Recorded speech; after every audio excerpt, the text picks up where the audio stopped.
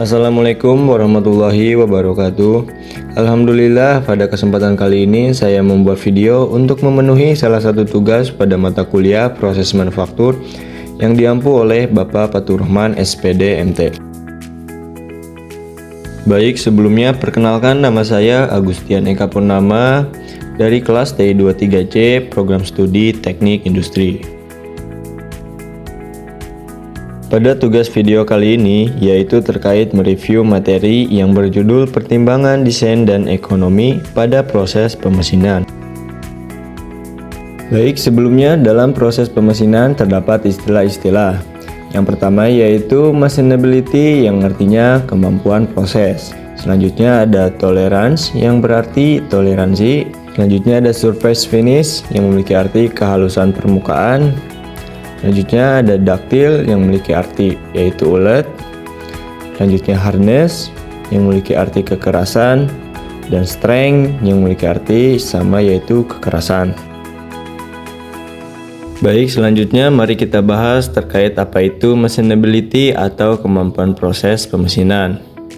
Jadi kemampuan proses pemesinan yaitu adalah kemudahan material dipotong menggunakan pahat dengan parameter pemesinan tertentu. Indikator diantaranya yaitu umur pahat, gaya dan tenaga potong, kehalusan permukaan, kemudahan pembuangan gram atau chip disposal. Selanjutnya, faktor yang mempengaruhi kemampuan proses pemesinan dalam sifat mekanik yang pertama yaitu kekerasan atau hardness yang tinggi, maka kehalusan pahat bakal lebih cepat yang artinya umur pahat menjadi lebih pendek. Dan yang kedua, jika terlalu lunak atau kekerasan material rendah, maka material menjadi ulet atau ductile yang nantinya permukaan potong akan menjadi jelek. Selanjutnya dalam sifat kimia, jika kandungan karbon, mangan, dan nikel meningkat, artinya kekuatan atau kekerasan itu akan naik, maka kemampuan proses atau machinability akan menurun. Dan yang terakhir, faktor ukuran. Dalam ukuran menggunakan performance rating atau MR, jika MR lebih dari 1 artinya mudah dipotong. Jika MR kurang dari 1 artinya sulit dipotong. Selanjutnya toleransi dan kehalusan permukaan. Sebagai relasi, jika toleransi makin ketat, maka biaya produksi akan naik atau meningkat, seperti yang ditunjukkan pada grafik berikut. Selanjutnya faktor-faktor kehalusan permukaan. Yang pertama, faktor geometri alat dan pemesinan yang mencakup noise radius, feed, dan cutting angle. Yang kedua, faktor material kerja yang mencakup BW atau build up edge yang terbentuk pada ujung pahat. Selanjutnya gesekan yaitu antara gram dan material. Dan yang terakhir fraktur material atau crack yang terbentuk karena sifat material yang getas. Dan yang ketiga faktor getaran mesin. Dalam faktor getaran mesin itu bisa menyebabkan gelombang pada permukaan. Hal tersebut dapat ditindak untuk mengurangi getaran dengan cara meredam dan desain pahat yang optimal. Selanjutnya pemilihan parameter pemesinan. Dalam pemilihan parameter itu terdiri pemilihan kecepatan potong, kecepatan makan, dan kedalaman potong. Itu semua bergantung pada jenis pahat, tujuan operasi, dan kehalusan permukaan.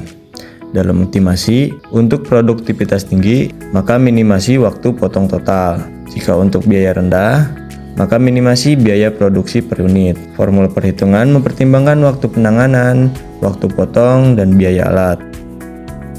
Selanjutnya pertimbangan desain produk. Untuk mendapatkan desain yang efisien, yang pertama, hindari proses pemesinan bila memungkinkan.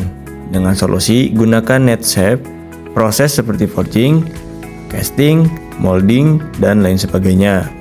Selanjutnya toleransi dan kehalusan disesuaikan dengan fungsinya.